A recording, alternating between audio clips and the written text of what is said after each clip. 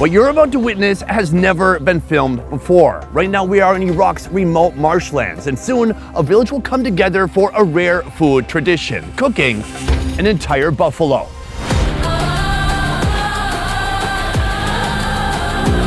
Six hours south of Baghdad, where the Tigris meets the Euphrates, there's a civilization that's been living on water for thousands of years.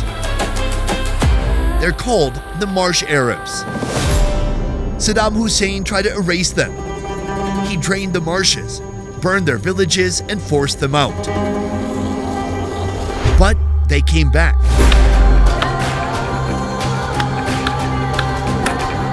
Today, I'm heading deep into the marshes to eat with the people who survived.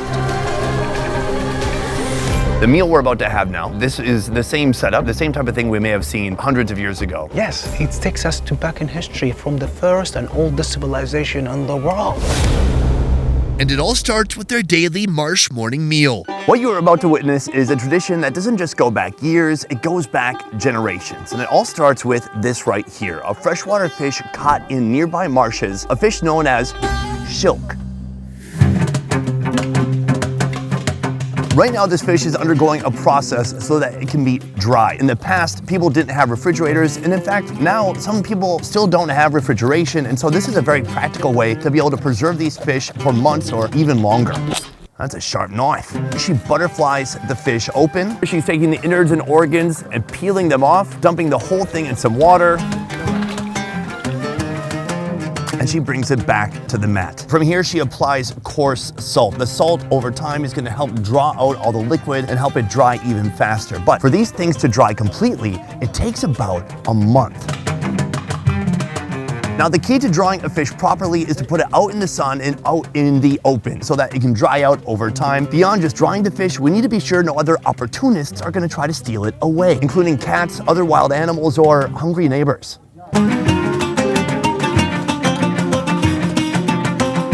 Right here we have the final product. This thing is rock hard. Pretty good. I can smell a little bit of that freshwater fish minerality, but there's certainly nothing off-putting, and it's not fishy, it's not smelly, it's quite nice. I like it. At this stage, this dried fish isn't built for eating. It's built for survival. But to bring it back to life, it needs to soak, letting the water in and the salt out. This will be the star ingredient in a stew known as Masmota. The villagers heat a pot over burning reeds, a fuel abundant in the marshlands. Oil hits the pot, then the fish, sizzling until crisp.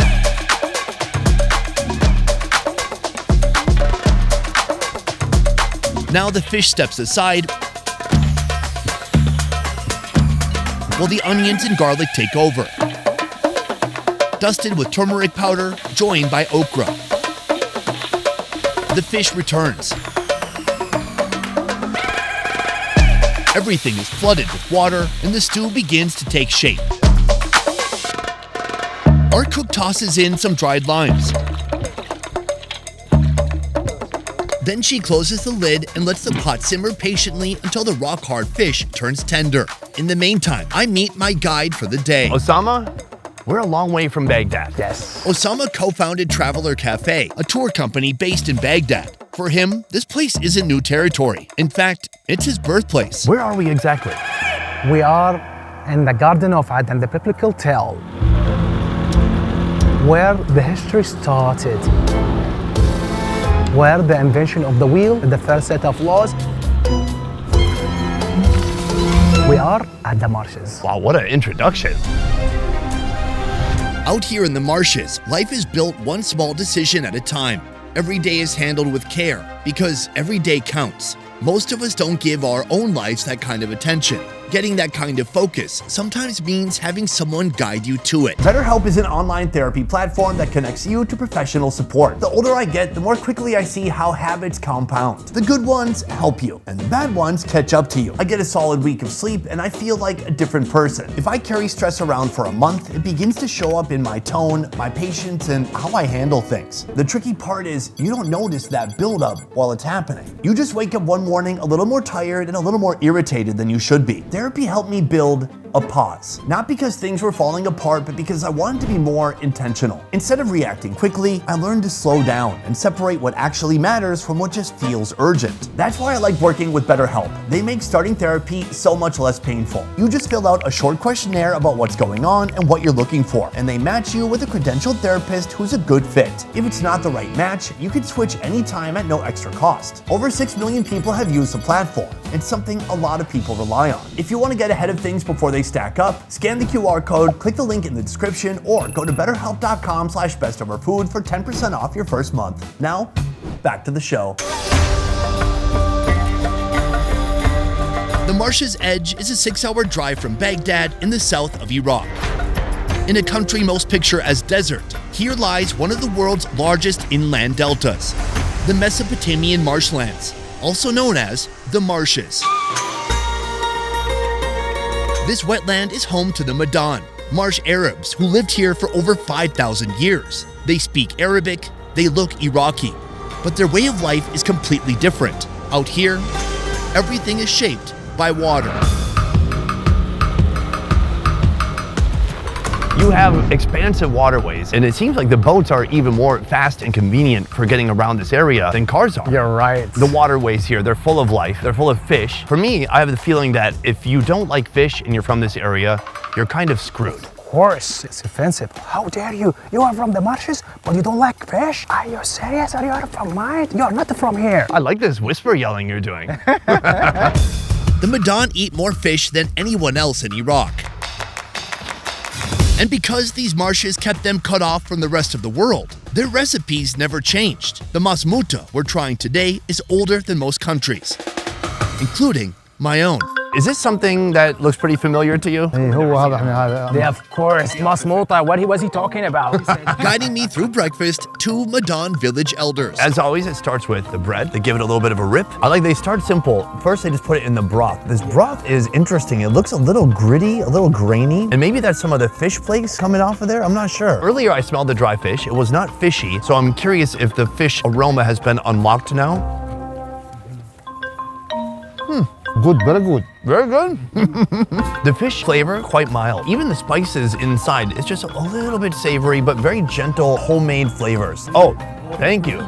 So he's handing me some fish, and I don't know if he's doing that because he likes me or hates me, because this has 12 small bones inside. Don't ask him. It's like a fish jerky. It's so hard that the flakes of the fish, you can feel them separate as you chew them. Since the fish protein is so hard, it's pretty easy to remove the bones from the meat. This is not the type of food that you're gonna eat quickly for lunch in 10 minutes. You have to be intentional about each bite, because if you're not, you could die. No, we have a hospital nearby, don't worry. Sorry. This is just my introduction to the people here and to the cuisine that's different from the rest of Iraq. Tomorrow we're going to be doing something special, and it's special because it's extremely rare. Perhaps hasn't even been documented before on camera. Tomorrow we're going to be eating a buffalo. In the marshes, water buffalo are king. 1,300 pounds of muscle, massive horns, and very few sweat glands, which is why they spend their lives parked in mud and water.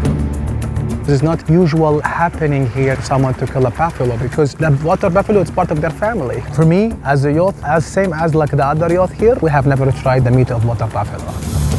The Madan have kept water buffalo since the beginning. Even now, they make up over 70% of the livestock. But even though buffalo are everywhere here, you'll almost never see them on a plate. I'm heading deeper into the marshes to find out why. Assalamu alaikum. It's an honor to be here. You know, I've been everywhere in the Middle East, but I've never been to a place like this, here in the marshes. I see this small reed hut just made out of organic materials. Is that where you stay? In the daylight, he spends his time with that water buffaloes, but at night, he goes back home. It seems like with a job like this, no days off. Can you walk me through a normal day? 5 a.m. in the morning, they come here. Once they arrive, they start milking the water buffalo. After milking them, they feed them. After feeding them, they take the milk, go to the city, selling the milk out, and and they come back for the baby's water buffalo to take care of them till the rest of the day. With 1 day worth of milk, how much can he sell that for? They sell it for 25,000 Iraqi dinar. It's almost around $19, $19. That's enough for a full-time salary? Everyone, borrows someone like money, borrows someone like, milk and everything. So actually it's not enough. Does he have other ways to make income? No, he doesn't have. I mean, there's certainly something beautiful about maintaining this generations-old tradition. I just hate the fact that there's like this modern struggle in order to keep it up, because obviously he's facing limitations now that his grandparents wouldn't have. Reduced habitat, people buying up more property, less and less space, less vegetation for the animals to eat, and now they need to bring in food for the animals. So what does the future of buffalo herding look like? It's unpredictable, it's unknown, we don't know. Beyond modern pressures, the marshes are facing drought, having shrunk by 65% since the 1950s. What could we see from the highest height? As they shrink, the buffalo population declines and prices climb. These days, a buffalo costs twice as much as a cow. For the Medan, killing a buffalo isn't dinner, it's bankruptcy. I look around here, he probably has $35,000 worth of buffalo. Meanwhile, each day the milk he's selling, he's not making that much money. Why not just sell everything and start new with a new project or a new occupation? We cannot get a new job because we don't know. We know nothing but herding the water buffaloes. Can I ask how old you are? 21. Is this what you think you do until you retire? Yes. Is how he sees it. He said we still have the patience and hope in the future because that's all we got. The modest-sized buffalo we're eating today costs $3,600. Precious meat like this is reserved only for the most important occasions. Today, it feeds an entire village.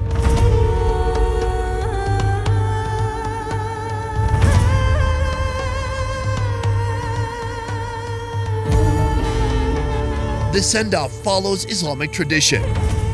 The animal is laid gently on the ground, facing Mecca. And with one quick cut of a sharp knife, the end comes fast. Breaking down an animal this size takes patience and experience. The skin is carefully peeled away. The intestines are discarded, to my surprise. The meat and bones are destined for a hearty stew that will feed the village.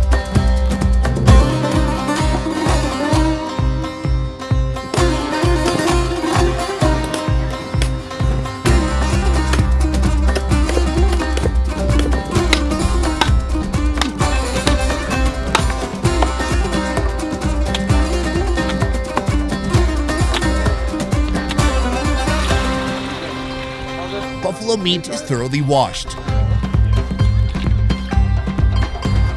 Then it's lowered into a giant pot to boil.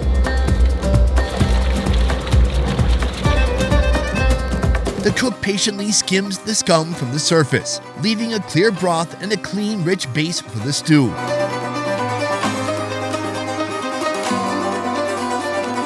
Once the cook is happy with the broth, it's time to build the flavor. Turmeric, cinnamon, cardamom pods, and bay leaves go in, followed by garlic and dried limes. But the pot still needs some color. A heap of tomatoes, onions, bell peppers, and lemons enter in. Then a good stir brings it all together.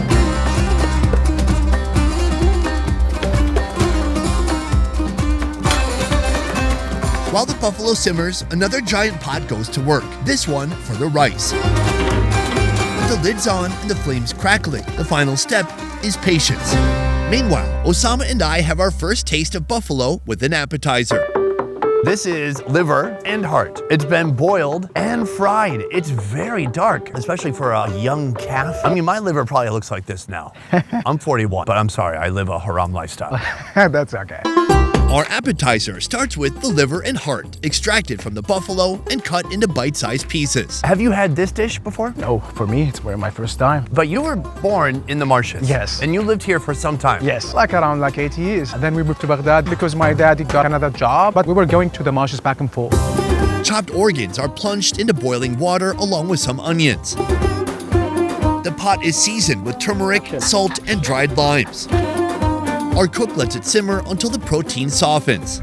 There's this term, the term is Marsh Arab. The first time I heard it, I was like, can I also say that? Yeah, of course, totally fine. Are there other types of Arabs that are tied to geography? Are there mountain Arabs, desert Arabs, glacier Arabs? Yeah, of course. For example, if you go to the desert, we can find Arabs. Are they desert Arabs though? Yeah, they do have like a different way of living in the desert. The looking is different. I don't know, as an American, I don't know if you can distinguish, but for us as an Iraqis, yeah, he looks from the marsh, yeah, he's looking from the desert. Oh, you're talking about profiling. Yeah, I do that all the time. Once soft, the liver and heart leave the pot and hit an oiled up skillet.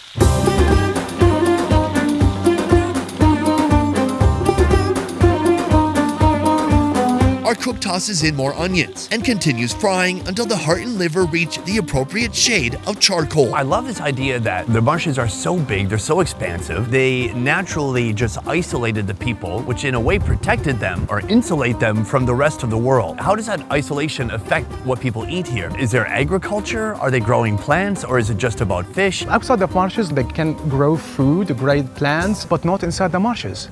We cannot.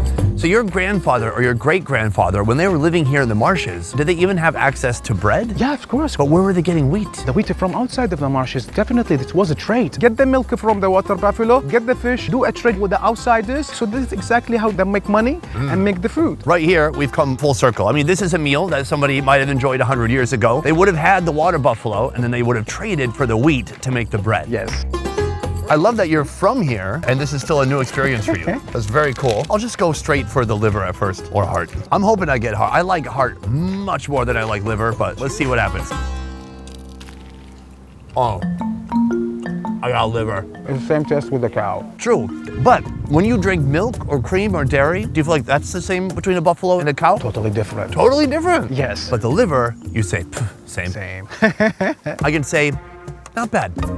It's a little bit moist. It has that organy taste to it. Liver can be kind of chalky and dry, but whatever they've done to it, it's pretty good for a liver. Yeah, for Yeah. Can you find any heart? I think this one, no. Oh, that's liver. Here it is. Oh, is that heart? Nailed it. Yeah. The heart is better, less gamey, less minerally. It doesn't have so much organ flavor, but they're both pretty intense. I think because they fried it together. I'm gonna hit this one with some tomato, a little bit of lemon. Oh, yeah. I gotta say, the more you add to it, the more you mix and match, the better it is, the more fun it is. But I think they've done pretty well with the preparation overall. I love going to other countries and learning about the fact that people are eating these types of animal organs, because in the USA, people don't really respect that. They just want to eat the prime cuts, and they feel like, oh, you're eating liver, you're eating heart, what are you doing? It's a waste of time, it's gross, but it's really good for you. I remember my mom once told me, Osama, your hemoglobin is low. I eat more liver without the bread. Eat it all. You look pale. Wow, even your mom's voice trusts me out. Finally, it's time for the grand finale. A platter is layered with a bed of rice and pasta.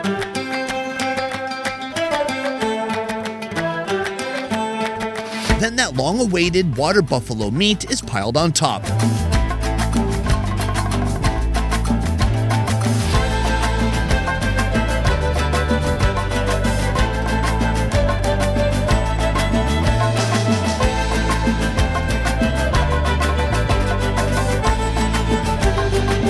This meal, pretty epic. Joining us, village elders and those who helped prepare this meal. This is literally once in a lifetime, and the first in your lifetime. Not only me, I think for Muntadar and everyone else, but except the elder. Have you experienced buffalo meat before in the marsh? No, I hadn't had. And what about for you? Jarba.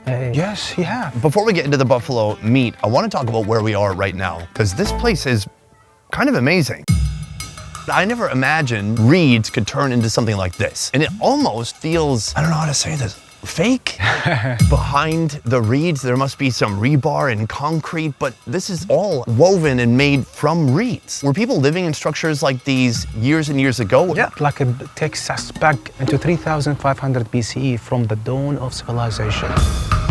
People building reeds house. They're using the reeds, intertwining them to fashion walls and roofs and everything. In the same architectural way, in the same design, same everything. It looks like the same that the house that we are sitting right now in. So the meal we're about to have now, this is the same setup, the same type of thing we may have seen hundreds of years ago here in Iraq. Yes. That's awesome.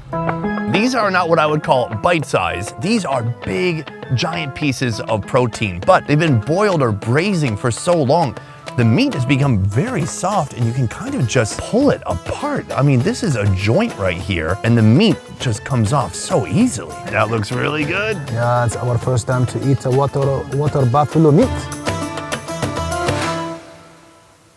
See if you can tell the difference between this and beef from ox. It's a little bit different, but I don't know how, I cannot even distinguish, the difference between... Are you being honest right now? No, I'm not honest. I think that's the same with the cows. Here's the thing, meat from ox, from cattle, meat from buffalo, they're both called beef. They do have a pretty similar taste, and actually it would be pretty difficult to distinguish the flavor, unless, of course, you are a food expert. Zoom in. The taste of the meat is delicious. I can taste the turmeric, I can taste some of the spices they put in there. I kind of like the fact that it's connected still. I mean, there's big, bony chunks, and then you can just rip the meat right off the bone. But what really makes it special is that every bite is different depending on which part of the body you're eating from. When you're eating with your hand, you can almost taste it before it hits your mouth, because you can feel the fat or the dispersion of the muscle fibers, and you go, oh, this is gonna be a good bite. So right here we have the, oh, thank you, an orange. And a banana. This guy's like, hey, get some vitamin C as well. Thank you, I'm gonna come back to that. So right here we have the beef shank. It looks amazing, it looks interesting, it's certainly different from the rest of the meat. To make this special dish, the buffalo legs leave their skin and hooves behind. Then they're boiled and stewed in the same pot with the rest of the meat. This is a very unique cut because it's very fatty, it's full of collagen, it's cartilage. It's been boiled so long though that it's become soft. It's different. It's not a meat, it's full of collagen. A lot of people eat this, and because of the texture, because it's kind of jiggly and soft, they think it's fat, but it's not. Collagen, or tendon, like this right here, is just completely full of protein. It's kind of gummy and chewy, very soft, and very satisfying. Is there any difference between it and between the cows? Because the food expert. Right, it's like a little bit more buffalo-y, less cowy. Okay. We could have just slaughtered a cow, I guess. We could have shown the buffalo and then cut to meat from a cow, and I could have saved a bit of money. I want to ask some more questions about the marsh. Today, I got to meet and speak with a buffalo herder and hear about his challenges. It sounds like a tough life, but he doesn't really want to sell all the buffalo because he doesn't know what else he would do. Meanwhile, I hear about issues of drought, and I saw it, a dead buffalo in the water.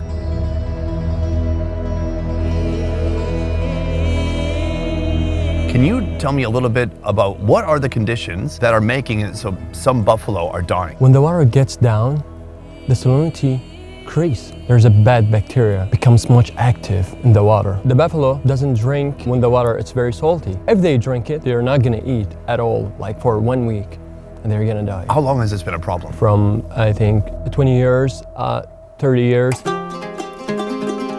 Saddam Hussein ordered 90% of the marshes to be drained in the 1990s in an effort to flush out the rebels hiding there. After his fall, the marshes slowly began to recover, but new challenges soon followed. The biggest thing is the climate change. We have a high temperature in the summer, so we lost half of this water because of the evaporation. And we don't forget also the dams. You know, in the last 20 years, 30 years, Turkey started to build a lot of dams on the Tigris and the Euphrates. What's it called? You know, Aliso Dam. Aliso Dam, yes. Reduce the water like more than 50% of the water of Tigris and Euphrates. Imagine, more than 50. It's insane, man. What is the solution? Is there one? Where there are many solutions, like we deal with Turkey. To give us a good water, we're going to show some studies about the marshes, you know, biodiversity, and how those people, they need the water. But in the recent year, Iraq didn't do anything. They are interested in elections or some stuff different. We're speaking about the water issue. They see that, okay? But they're kind of, they're interested in a different way. What's tragic is, I mean, it's already tragic in and of itself that people are losing their home and their traditions. It's also tragic that Iraq is just becoming this emerging tourist destination. And, you know, if there was an outpouring of support or interest or curiosity about this part of Iraq, that might change people's minds. But by the time that tourism really picks up in this country, it might be too late. It is. It is. Yeah, by the way, also I would add something, because actually we are right now trying to save the civilization. This is where actually the Sumerian civilization started, you know. We can see that the civilization itself right now through these people. It's a history not of the Iraqis, a history of the mankind. Your history, my history, our history. So I think, you know, need to people like around the world to comprehend. So we need to save this civilization, this area, this region, you know, because it doesn't belong to the only Iraqis. It belongs to you, belongs to me, belongs to everybody.